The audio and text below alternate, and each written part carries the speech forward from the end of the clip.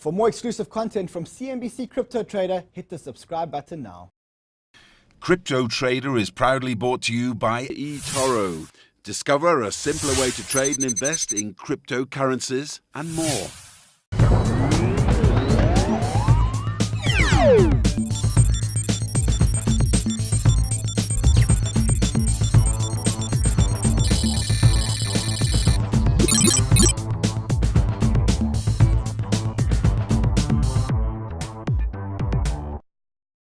Welcome to this week's edition of Cryptotrader, where our crypto world tour continues. Having just returned from Taiwan, we're back on US soil here at the CNBC studios in San Francisco. This week, we're going to take a look at the blockchain development scene in the heart of the US tech capital. We're going to meet the managers, the funds, the accelerators, the incubators, and of course the hottest projects that the city has to offer. So stay tuned.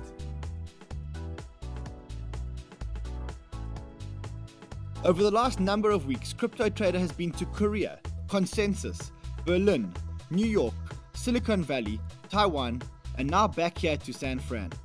I believe it was Mark Twain that wrote that the coldest winter he had ever experienced was a San Francisco summer.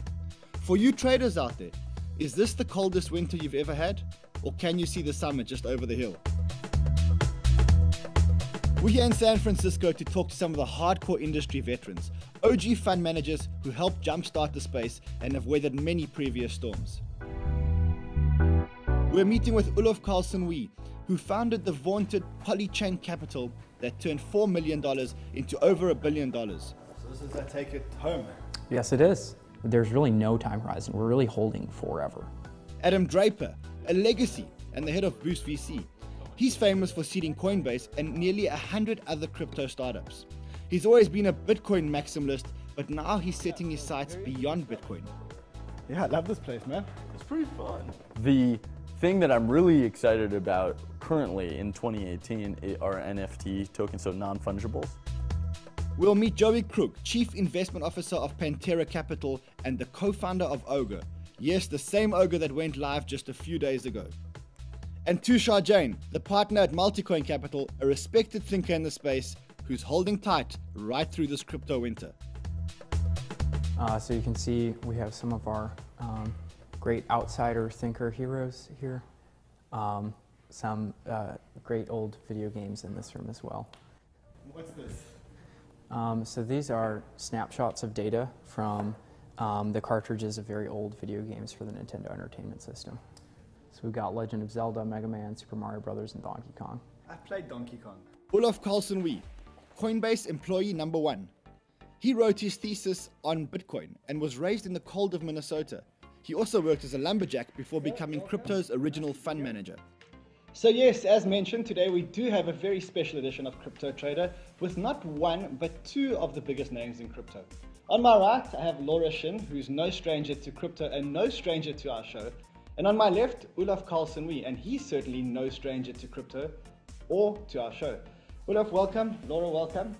I know we've got a lot to get through today, so I'm going to kick it off and say, Olof, a lot of our viewers are enamored by what you've done, but we're living through a crypto winter. Now, you mentioned that this is your third crypto winter. Is this the same as the other two, or should we be worried? I think, it's hard for me to emphasize how much smaller the entire cryptocurrency space was in the last two crypto winters. The narrative at that time was really that cryptocurrency was dead and that this was a flash in the pan and kind of a faded project. I no longer feel like that is the kind of common conception. I feel like people do think this is here to stay. It's just a question of how big is it really. You're still super confident that we're about to enter this technological era that is going to make an impact on the world bigger than we've ever seen. Well, I've been saying that and believing it for 7 years now. So I feel like a broken record at this point, but yes. But you've been vindicated over the last 7 years. Yes, I think so, mostly. And how do you manage the expectations of investors or the emotions of investors in a market like this? So we are very, very transparent upfront with our investors that this is an incredibly volatile market and that we are long-term investors and we encourage them to be long-term investors as well. I think a lot of people think about months or quarters. when we really should be thinking about years and decades, just as far as how big this is and what kind of social and societal effect we'll see over the long term. So when we invest in a new project, the goal is really to have that project become an infrastructural component of the entire internet. The goal is not to make some money this quarter or something like that.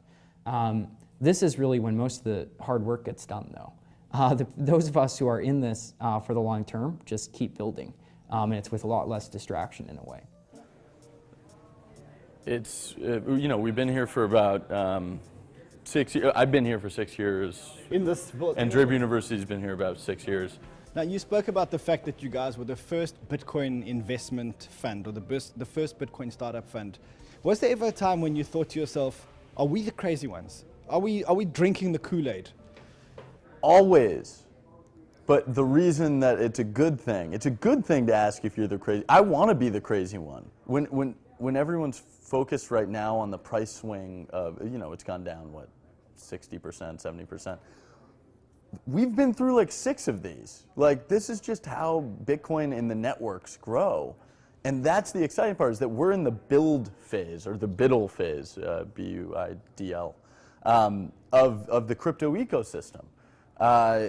So have I ever asked myself if I was a crazy one? I know the answer. I am, and I'm okay with it. You're okay being the crazy one.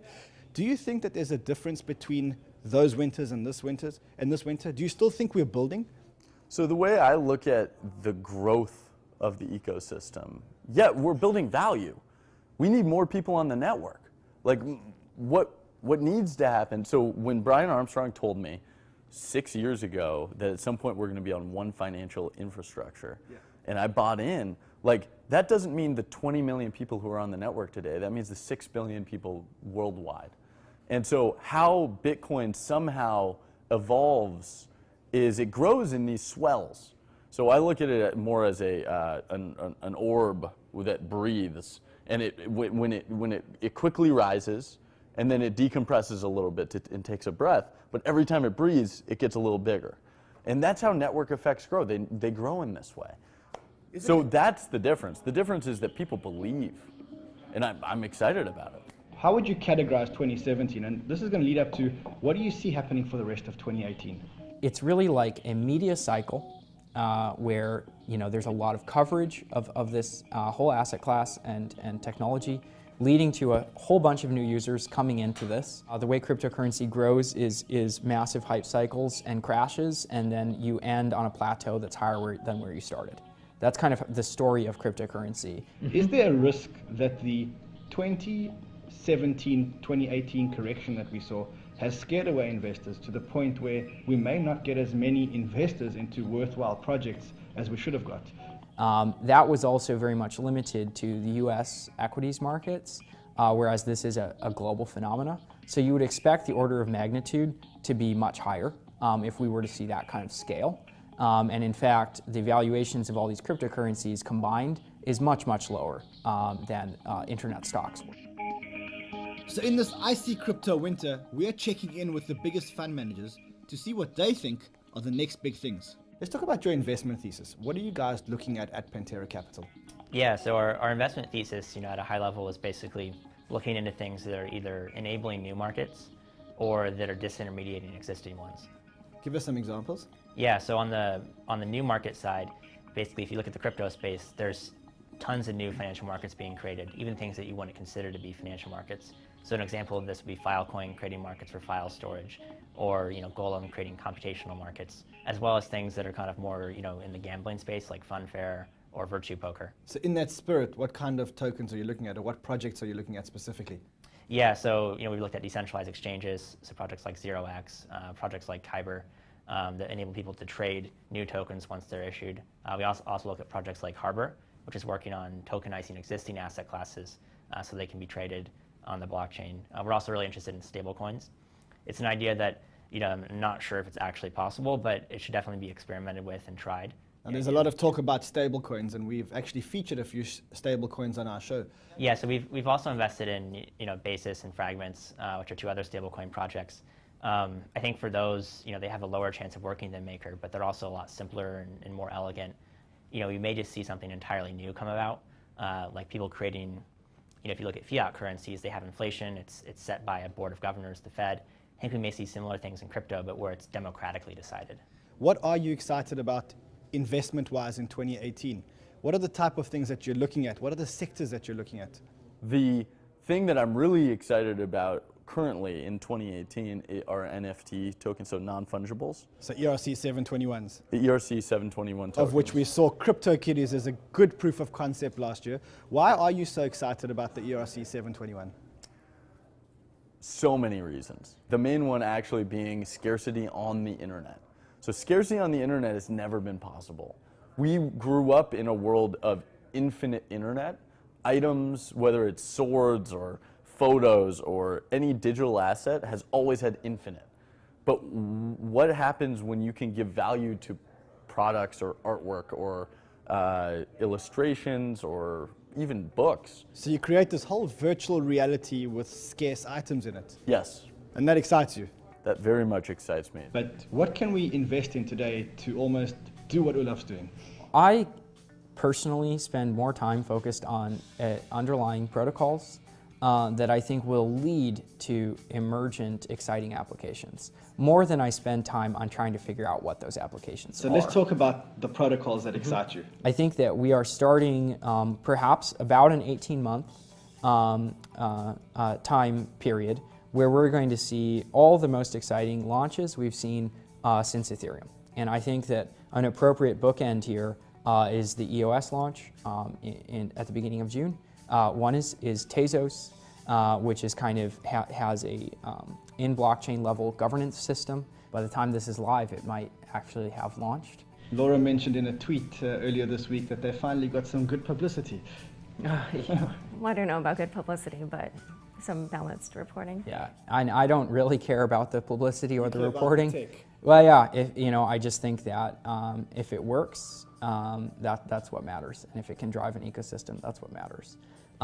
Then you're looking at Cosmos, which is like a cross-blockchain or inter-blockchain communication system. Dfinity has a novel consensus mechanism on-chain governance system, among other things.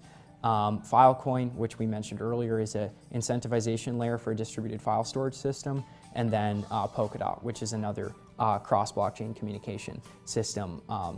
Yeah, a little bit different architecture than Cosmos, but some of the similar goals. So speaking of undervalued, your 5 best tokens or projects that you would be investing in, that you think are going to win, what are they? Yeah, I mean, we love Bitcoin. We love anything that has to do with governance is fantastic. So Aragon. Yeah. Anything that has to do with privacy is really exciting. So I would Keep is a very exciting early stage protocol. They're building out a concept that I'm really pumped about. I would say Repio is building a decentralized credit network on the blockchain, and that, I mean, yeah. And then if you look towards the future, I would say a big piece is like virtual reality, the overlapping of virtual reality and cryptocurrencies. So we back Decentraland, and we're really excited about scarcity on the internet. So those would be my long-term perspective. We're taking major investments. Are there any ERC 721 plays that investors can invest in today? I mean, there was CryptoKitties. Is there anything that investors can actually invest in? So actually, there are a lot. We backed one that has launched a game called Dark Winds that we're really excited about. A lot of people are just experimenting right now. I just want to see what comes out of this new toy. Real big players are going to start running into this space to launch these smart contracts, and that's going to change the game. Your thesis on investment in utility tokens today, are you a utility token bull? Are you investing in ICOs, for example, or new utility tokens? So we are really focused on investing in native tokens of smart contract platforms. Number 2 is I think that there will be a lot of crypto native use cases, things like gaming or prediction markets or like other just things that we don't even know that we want yet. So I'll give you an example. Growing up in the 90s, and I remember we had two really important rules. One was don't meet people from the internet in real life, and two was don't get in strangers' cars, right? But to illustrate how difficult it is to predict what people will build with a technology like the internet, when I leave here, I'm literally going to summon someone from the internet and get in their car. That would have been insane to think about 25, 30 years ago. We're creating applications that we didn't actually know we needed, or certainly stuff that we couldn't have imagined that we were going to create. Now, we've got a whole lot of these blockchain protocol projects that are coming out there. Do you think we've seen a flood of these? Do you think that we've seen too many come out and that only a few will survive at the end of it? Yeah, absolutely. We've seen hundreds of those deals here at Pantera, and we've only invested in a handful of them. Do you think Ethereum is going to be here in 10 years? Yeah, I think so. Do you think Neo is going to be here in 10 years? Definitely much less confidence on that than Ethereum, yeah. What about EOS? So EOS is interesting. I think what they've kind of done, in my opinion, is they've toggled the slider between scalability and decentralization. So is it going to be here in 10 years? I think it will be, but I don't think it'll have nearly as much usage as other protocols. What about Cardano? Same answer. I think it's going to be really hard for something to unseat Ethereum, and I think to do that, you need to be 100 to 1,000x more scalable than Ethereum, and you need to do that before Ethereum gets there. So it's kind of a race right now. Where have you put your money? Yeah, so where have we put it? So Ethereum definitely. Vitalik and the team there are definitely on the forefront of scalability in the space. Also Thunder. I think Elaine Shi is brilliant. But looking at projects like Avalanche, which is kind of another consensus breakthrough that I think is really fascinating. So write that down. Avalanche. That's probably the one to look at. Which are your favorite protocols today? So some of my favorite protocols today, of course, Ethereum. I've always thought that Ethereum was a fantastic protocol, and despite the scaling issues that they have. Yes, I think that the Ethereum network is one of the most amazing things that humanity has ever actually created. So Ethereum is one? Ethereum is one. I'm a big fan of EOS. Why are you guys such big fans of EOS? I think EOS is running some really interesting experiments. What about all this criticism? I mean, do you think that they are decentralized? Do you think that they need to be decentralized? They are exploring a different place on the trade-off between decentralization and scalability. It reminds me very much of the way that Bitcoiners thought about Ethereum when it launched. There are a lot of things that are enabled here that we just don't even know that we want yet. And for me, the most compelling piece about EOS is the huge design space that it opens up that was just never possible before. Tushar, thank you very much. I know that crypto may have a short memory, but crypto Twitter doesn't have a short memory. And everything that you've said here, you will be called on crypto Twitter. That's our good friend Tushar Jain, and he really is one of the smartest guys in crypto. Any other promises for 2018? Any other sectors that you're looking at? The point is to get everyone on the same system. One network. One to create network. this big network effect. And if you think about it in that way, everything's undervalued. Every single project, everything is undervalued. I mean, the main thing I just want the entire ecosystem to do is build. I just want things built. There were promises made in 2017. I want the value of those realized. So the prevailing sentiment coming from the fund managers seems to be not just to hold, but to build. And if we are in the building phase, then we should look no further than San Francisco for some of the most inspirational projects. We're spanning the streets of San Francisco from downtown to Berkeley, to Oakland, and of course to the heart of Silicon Valley. You'll meet the Stealth Oasis project. You'll meet Reserve, which may be the next big stablecoin. You'll meet the privacy protocol Origo from one of the Valley's first co-working spaces. You'll meet Tari, and you'll meet Dispatch Labs at the Bureau, an exclusive blockchain accelerator out of an old warehouse in the Mission. So after meeting all the fund managers and talking about all the protocols, we're now getting down to the nuts and bolts, the actual building that happens here in San Francisco at a place like this called the Bureau. Guys, what is this place all about? Companies that are building on our chain and are building on other protocols are testing out their products, meeting with partners, finding out who are the best people to support their growth, Investors are coming here virtually every day. You never know who's going to walk through the door, but it's always someone amazing. It's really just like this focal point of the community where the best and the brightest inevitably find themselves. Gentlemen, we've now done a huge tour of San Francisco and the Bay Area. We've seen a lot of projects, we've seen a lot of fund managers, but we've also toured Korea, Asia, and China. We get the feeling that Asia may be leading this race. What's your opinion? I tend to disagree. I think when it comes down to the education and comfortability, with the systems, they might have a little bit of a lead. But at the end of the day, I do feel that there's a lot, especially in San Francisco, great people who are dedicated to building products and actually out there creating real value. Do you think Asia is winning? There's this idea that there's a race, and that's kind of how the human mind works, is it's like there has to be a winner, there has to be supremacy. Everybody wins. So what are some of the more exciting projects coming out of this area? Yeah, Dispatch Labs, probably the most exciting. No, I'm just kidding. No, we work with a lot of great companies, and I have a buddy over at Trust Token, love what they're doing. Anybody who's trying to democratize wealth, that's key to the original mission of this technology. Now you're talking about your own chain, and I'm assuming based on your t-shirts that this chain's called Dispatch Labs. We don't always wear the same t-shirt. Yeah. Every other day. Yeah. What is Dispatch Labs? So it's a place where you can build ideas. It's a chain that's really, really fast. It has no transaction fees of any kind, and it enables you to control data off the chain and manage those operations on chain. So you said a lot of things there. Let's talk about really, really fast. How do you achieve real speed? What kind of chain is it? What's the consensus mechanism? We're taking what's called a gossip layer, which is a part of what a DAG, like what Nano or Raiden or Constellation Labs is doing. And we're layering that over what I call a more traditional architecture. It's only existed for about a year and a half, called delegated proof of stake, which is the fastest current consensus method. That's what EOS or Steemit or BitShares is using. By combining those two technologies, we're able to have a network that's really fast. So we've seen speeds of up to 107,000 transactions a second on our actual testnet. So we've actually seen those speeds. It allows us to have no transaction fees, which is important for some of the use cases, like banking the unbanked, or allowing identity service, or working with populations that might not have a lot of revenue moving around. When you talk about no transaction fees, you mean no gas fees? There's no gas, there's no GUI. Now, in order to, Dispatch enables you to store information on something called the Dispatch Artifact Network, which you could think of as like a IPFS layer.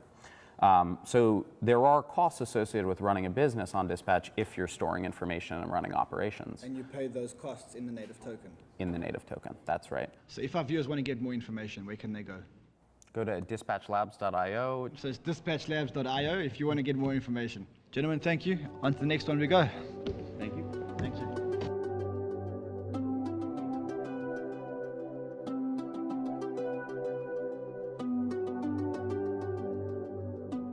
So we're here in Berkeley. You can see the Berkeley Tower behind us, and I've managed to track down Dawn from the Oasis Labs team. Dawn, what a pleasure to come to your office. It looks like we're the first people in this office. No, thank you so much for visiting us. Yes, we just moved in fairly recently. You spent a lot of your time in Berkeley. What were you doing in Berkeley? Yes, I'm a professor at UC Berkeley in the computer science department. I've been a professor there for more than 10 years. So what is Oasis? At Oasis, we are building privacy-first cloud computing on blockchains. Okay, and so you're taking 453. Which yeah, so these will hopefully converge over the course of this week when we've got all the Web3, Parity's Web3 APIs ready to talk to storage directly from the gateway, and then, right, does that make sense now? Yeah, cool. Privacy first, cloud computing on blockchain. Okay, that's a big mouthful. How are you doing this? We actually have a new architecture design that's very different than our previous solutions. So for example, in Ethereum, currently each node has to do the same computation. To confirm that if X amount of nodes confirm that the computation is correct, then the computation must be correct. Yes, yes. So we have a new methods that can help significantly reduce the amount of replicate computation that you need to do, but still at the same time achieve the same level of security. How do you do that? We decompose the system into several components. So for example, in blockchain, essentially you need to do several different functions. For example, reaching consensus, and also having storage and having computation. Right now, for today's blockchain systems, usually these functions, they are all bundled together. Yes. And this makes it actually very difficult to scale. Because every computer is doing every function, or every node is doing every function. Yes, exactly. So what you're saying is you're breaking up the functions. So we take a layered approach, and then in this case, certain compute nodes, they can participate in the consensus layer, and certain nodes, they can participate in the computation layer. And this way, we can essentially significantly increase the degree of parallelization and hence significantly increase the scalability, especially for complex computations. Okay, now that's scalability. Let's talk about privacy. How do you achieve privacy? In order to achieve privacy, we combine secure hardware techniques as well as cryptographic techniques. So you're developing new hardware, open source secure hardware. Yes. Wow. So the overall secure computation can really help be a game changer for the whole community. Here we came to track down one of the more exciting projects in 2018, a project called Origo. Baron Gong is here with me. Baron, thank you for coming on Cryptotrader. Thank you. Baron, what's all the hype about? What's Origo? Let's put it this way. There are privacy projects like Monero and Zcash. They focus more on the privacy part for transactions on blockchain. And that's important because some companies don't want details of their payments exposed. Sure, and also your financial balance, records, and things like that. And there's another space on the application level, which is privacy for smart contracts. And why that's important is because actually all data on the blockchain is transparent. Everybody can see it. Yes. So when we start launching dApps, it means that essentially all the details for all the customers on the dApp would be visible on the blockchain. Yes, that's the current issue of that. I mean, you're using the benefits of the blockchain, but then you have to sacrifice the data privacy even more. As for now, for the protocol, you should assume the encrypted data is always there. Okay. So you're all about privacy on the blockchain, and specifically not privacy in the transactive layer, which is where Zcash and Monero have transacted, but actually a much broader Yes. I would say we include private transactions because a lot of the times the outcome of a smart contract or a dApps involves monetary transactions. Yes. So it doesn't make sense to just hide the data, but now the money, right? Yes. So we're hiding both. Now you talk about technology like yours. What is your technology? So basically, we implement a cryptography method called zero-knowledge proof on top of a smart contract. When it's related to sensitive data, we pack it with something named zero-knowledge proof circuits. So what zero-knowledge proof does is it actually says somebody who is verified knows the answer. Yes. But we're not going to show you the answer, but because the person is verified, yes, or the node is verified, yes, then you know that it's safe. Yes. But we're not going to show you what it is. Yes. Now, exactly. So you're taking that technology and applying it onto smart contracts. Yes. As you said, verification is very important for decentralization because everybody has to verify something before they can reach a consensus, right? We can make change on the protocol stuff. Okay. Cool. Yeah. Okay. Okay. Now, zero-knowledge proofs is not a new thing, right? I mean, yes. Zero-knowledge proofs, many other projects are doing it. Yes. What is unique about the way that you guys are doing it? Yeah, I mean, there are several pieces in the zero-knowledge proof tech that we're working on to improve. For example, compiling, the compiler. If you want to convert like the general high-level programming language into this kind of zero-knowledge proof circuits, you have to use something like a compiler. Yes. Because zero-knowledge proof is run based on circuits. It's very different. If you look at the circuit, it's very different from programming language. But I mean, original smart contract is written in programming languages, right? Yeah. You have to convert these. So are you simplifying it?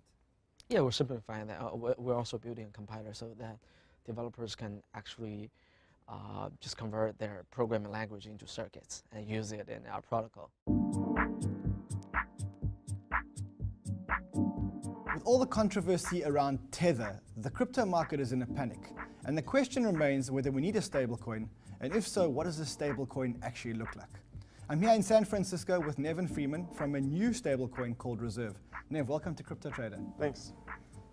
Do we need a stablecoin? Yeah, absolutely. I think that not only inside of crypto is a stablecoin highly useful, I think that the ability to have a price-stable cryptocurrency actually sort of makes it so that the crypto technology can be useful in the real world of money in a way that it really hasn't been up until now. So where does Reserve fit in the scale? We fit in the middle, so we have a crypto collateral setup. A crypto collateral setup. Define for me what you mean when you say crypto collateral setup. Yeah, so our system includes a smart contract that we call the vault that holds a whole bunch of different crypto assets. So think like Ether, but also tokenized gold, tokenized real estate, etc.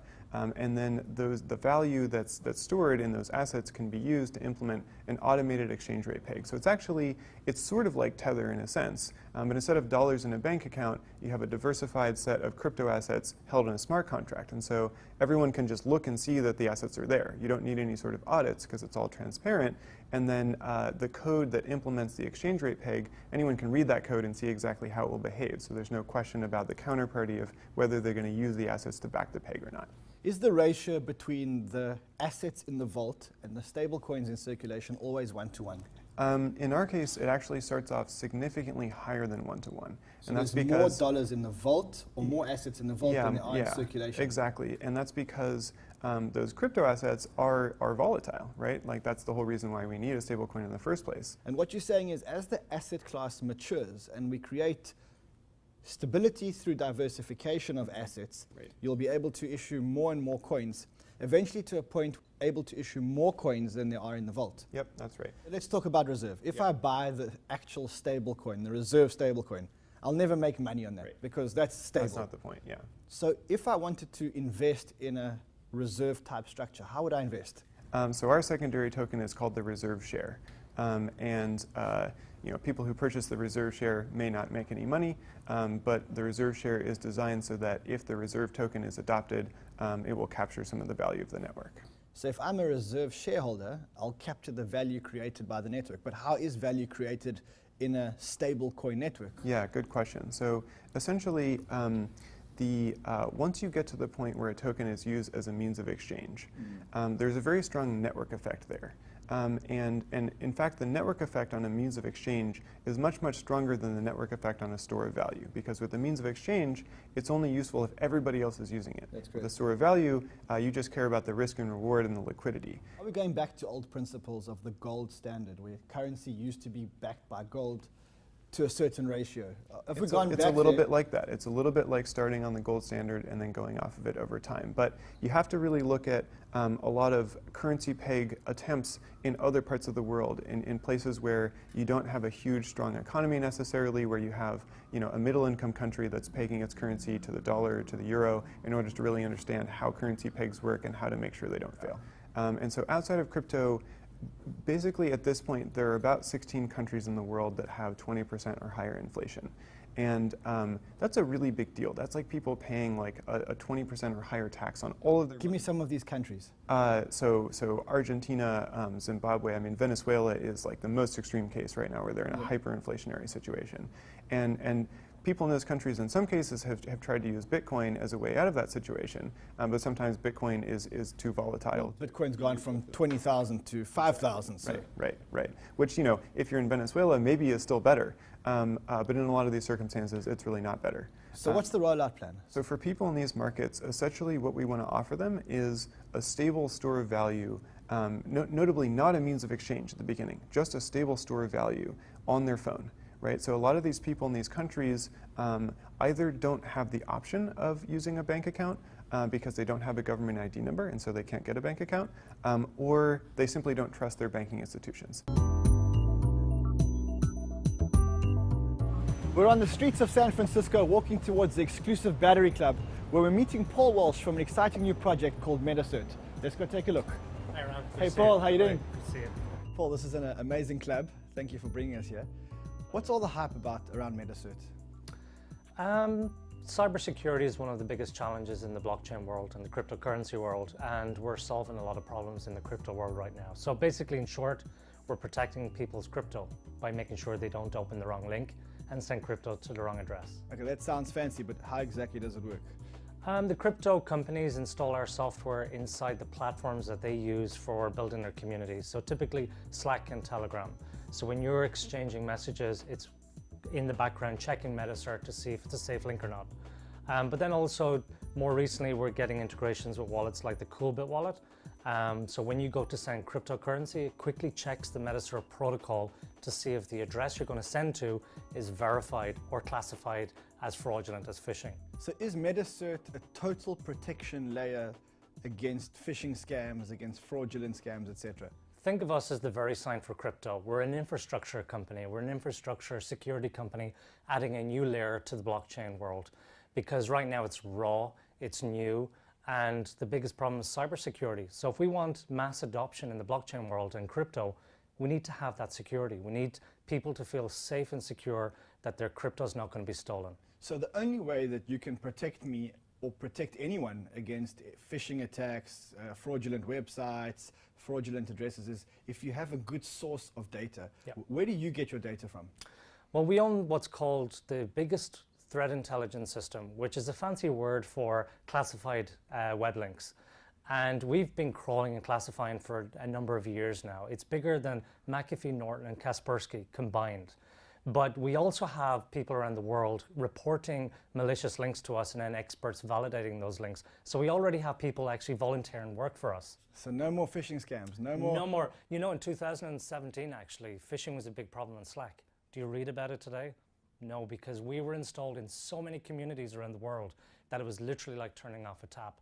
And now on Telegram, it's 500,000 people, no, 550,000 people being protected on Telegram in crypto communities using our software. But really those applications are just applications of the protocol. It's just a customer of the protocol. That protocol is going to be used to protect the entire crypto ecosystem, but also any ecosystem that needs protecting. I see it as the new security protocol for the internet. So a Wi-Fi hotspot provider, ISP, a hardware wallet, an exchange, a software application developer, a browser, anything that provides access to the internet. If you want to check to see if that link is safe or not, check the Metacert protocol.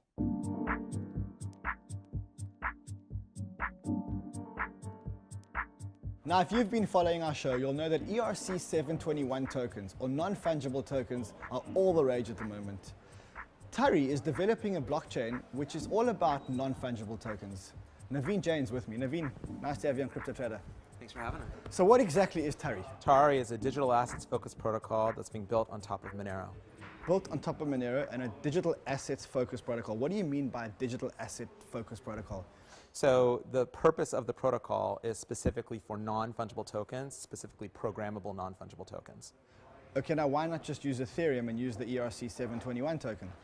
So the challenge with decentralized application systems like Ethereum and others is that there are a lot of complex technical trade-offs that you have to make when you're building a decentralized application system. So I want to get into the detail of how it works, but before we get there, what do you mean merged with Monero? So it's a merge mine sidechain with Monero. So the idea is we're leveraging the Monero security model. So we don't have to go and recruit our own miners. We can actually collaborate with the Monero community to make sure that the Tari blockchain is secure. So is a miner that's mining Monero automatically going to be mining Tari? Effectively, yes. Assuming Monero pools decide to support Tari, the basic answer to your question is yes. Okay, now let's talk about the actual blockchain. What do you mean by managing digital assets? How does it work? What are the use cases?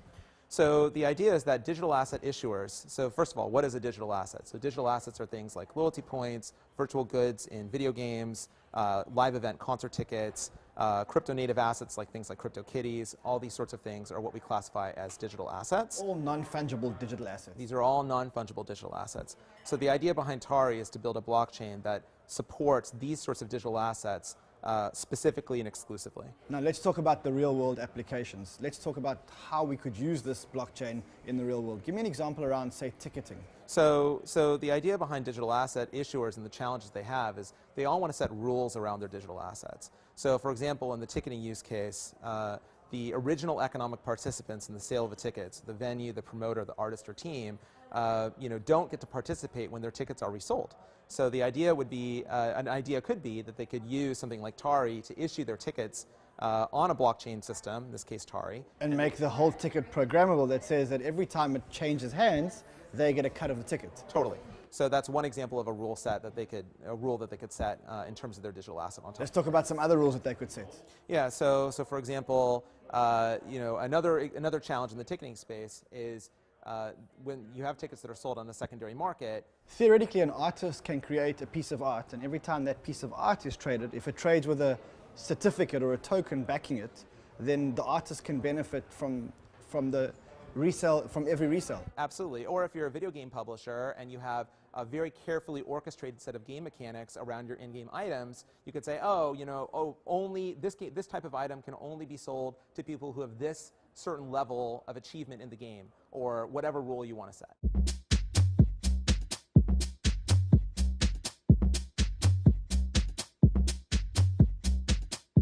Baron, when can we expect some kind of test net or working product from you guys?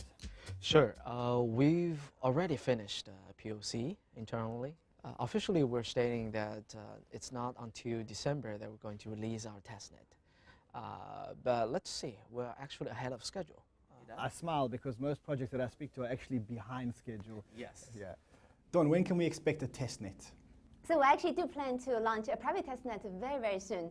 And we actually want to welcome developers to join. So Nev, is this just a theoretical white paper, or have you actually written code and smart contracts to do this? Yeah. Our code is actually live on the Robson testnet on Ethereum. We are going to be doing a sort of public release of that at some point. At this point, only our developers have access to that testnet. Baron, you guys raised some capital recently. How much money did you raise? Our hard cap is $30 million US. And have you raised the full 30 million? For the private sale, yes. We do have a small portion reserved for public sale, which is coming in the next month. In the next month? Yeah, that's going to be around 1.5 million or 2, yeah. There are some big names that have been backing you guys. Yes. Which is really what sent us here. We heard that there were a whole lot of big names backing you guys. And from the US side, we have Polychain Capital. And from Asia, we have FBG, the #1 crypto fund in Asia. We have some best funds from Europe as well, 1KX. 1KX, a very well-known fund. And also Signum, Kinetic from Asia. We have a lot of exposure in Asia. This whole project sounds like a game changer. It sounds like a very ambitious project. How has it been accepted by the investment community? Oh, it's been great. We have really top-of-the-line investors. Can you name some of your investors? Right, from A60 crypto funds, from Accel, from Polychain, MetaStable, and Binance, just you name it, and also Bitmain. Sounds super exciting. Did you guys do a public sale, or was it only private raising? So far, we've done a private token pre-sale. And is there any plan to do a public sale?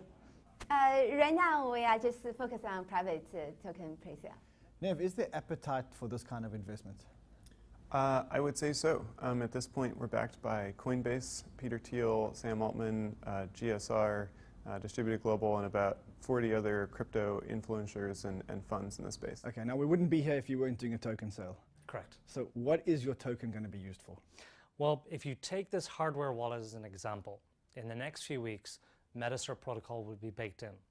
When you go to send crypto to buy crypto in an ICO or a token launch, it will quickly check to see MetaCert protocol to see if it's safe or not. If it's been verified, you'll get a green shield inside the application. If it's fraudulent, you get a red shield. If it's being investigated for fraud, you get an amber shield. But in order to get the green shield, as a company, you'll need to come to MetaCert and pay us in tokens. And then the community that does the actual verification work gets paid in tokens. And that's why we need a token. So it sounds super exciting. Where are you in the development process? So we're a very early stage project. So we're collaborating with the nascent Tari community now on sort of the underpinnings of how Tari is going to actually work. And then one of the things we're working on is one of the first use cases for Tari, which we'll talk about later. So you're not going to mention it on our show? We're not mentioning it today. Did you guys raise money? We did raise money entirely privately from accredited investors. And when can we expect a Tari launch? So you can expect to hear more about the first application from Tari later this year, and ideally a testnet, or hopefully a testnet at some point next year. Naveen, always good to see you, my friend. Thank you very much. Thank you so much for having us. And if people want to invest in a stablecoin and say they want to invest in Reserve, can the public buy shares in Reserve? Not at this point.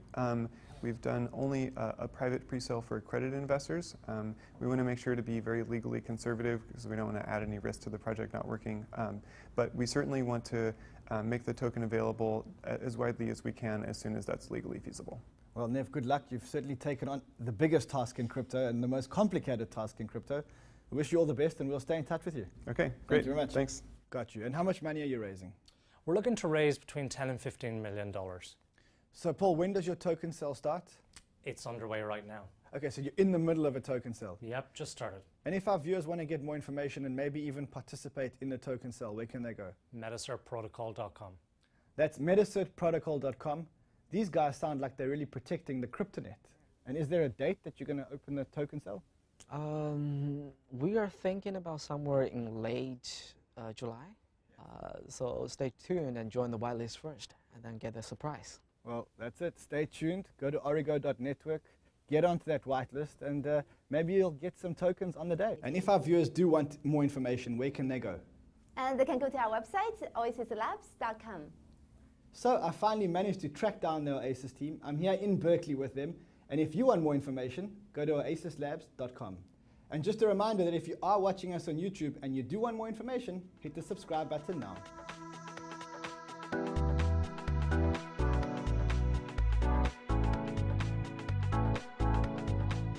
As the SEC ponders regulation, we ask whether San Francisco and Silicon Valley will lead the blockchain revolution. Something to think about as we head back to Asia for Korea Blockchain Week. Until then, I'm on Twitter at CryptoManRun, and you should trade well, my friends.